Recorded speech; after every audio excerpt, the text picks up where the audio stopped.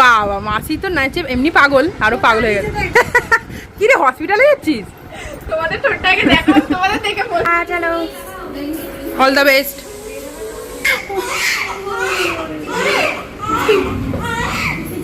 Hello everyone, good morning, welcome back to my channel and one another video. আজ ভিডিওতে হতে তোমাদের জানাচ্ছি অনেক ভালোবাসা, অনেক ওয়েলকাম।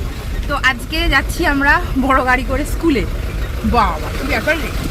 না, এটা কারণটা হচ্ছে মেয়েকে স্কুলে দিয়ে যাব আর একটা জায়গায়, মানে আগের দিনের ব্লগ ভিডিওতে তোমাদেরকে বলেছি যে আজকে স্পেশাল ডে।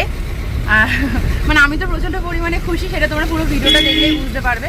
তো চলো, তার জন্য তোমাদের পুরো ভিডিওটা দেখতে লাগবে যে কেন স্পেশাল ডে বলেছি। তো চলো যাওয়া যাক, মেয়েকে আগে স্কুলে ড্রপ করি, তারপরে যাবো আরেকটা জায়গায়। বাবা মাসি তো নাচে এমনি পাগল, আরো পাগল হয়ে গেছে। কি রে হসপিটালে যাচ্ছিস? তোমাদের ঠোঁটটাকে দেখো, তোমাদের দেখে বলছি। কি পড়েছি আমি? লিপস্টিক পড়েছে মা, আমার মাকে গিয়ে দেখিয়ে।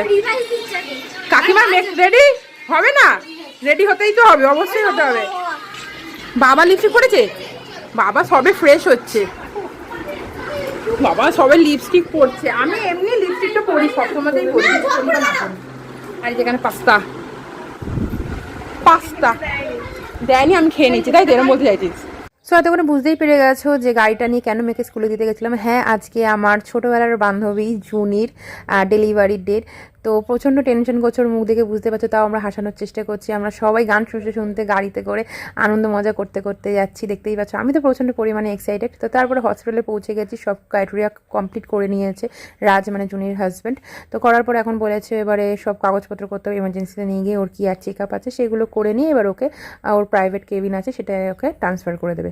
তো কেবিনে ট্রান্সফার করে দেওয়ার পরে এখানে সব কিছু টেস্ট হচ্ছে, মানে বিপি কেমন আছে, তারপর ব্লাড টেস্ট আরও যাবতীয় যা যা করতে হয় আর কি।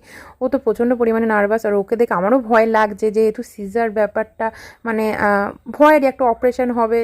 মা হতে গেলে একটু ভয় তো লাগে, কিন্তু মা হলে আর ভয় পেয়ে লাভ নেই। তো একটা মানে আনন্দের সাথে সাথে যত পারছি ওর সাথে হাসি মজা করছি আমরা সবাই।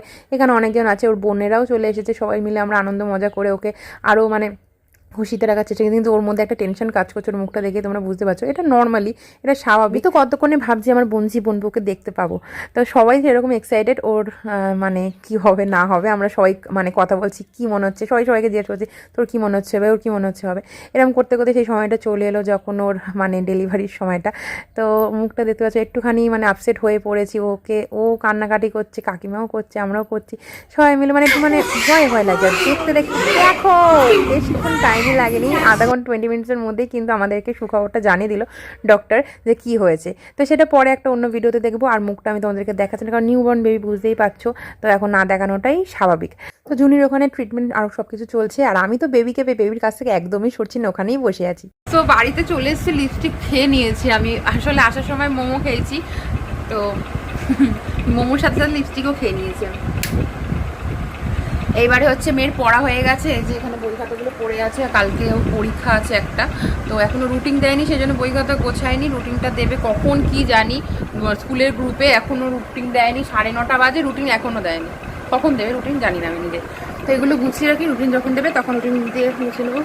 চুলটা শ্যাম্পু করেছিলাম, শ্যাম্পু করার পরই না আমি খোপা করে চলে গেছি, চুলটা এখনও ভিজা, শুকায়নি, সেই জন্য চুলটা ছেড়ে রেখেছি। কারণ পাগলি লাগছে না, পাটা কি ব্যথা করছে। লিপস্টিকটা খেয়ে নিয়েছি আমি, কেমন একটা লাগে। কি একটা বলবো বলে ভুলে গেলাম। প্রচন্ড খুশি আমি, আবারও হয়ে গেছি মাসি। মাসি ও মাসি, আমি হব মাসি। তো মাসি হয়ে গেছি, তো বেশ ভালো লাগছে। কালকে যাবো আর একবার দেখতে।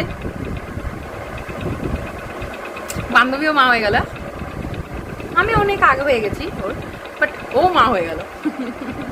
মানে মেয়েদের সব মানে এক একটা স্টেপে, এক একটা স্টেজে এক এক রকমের মানে সম্পর্ক তৈরি হয়ে যায়, মানে এক এক ধরনের নাম হয়। যেমন প্রথমে মেয়ে হয়, তারপরে কারোর বউ হয়, তারপরে মা হয়ে যায়, তারপরে শাশুড়ি মা হয়ে যায়, দিদা ঠাকুমা, কত কিছু হয়ে যায়, তাই না? ভালো লাগে। তোমরা সবাই ওকে প্রার্থনা করো যেন বেবি আর জুনি দুজনেই ভালো থাকে।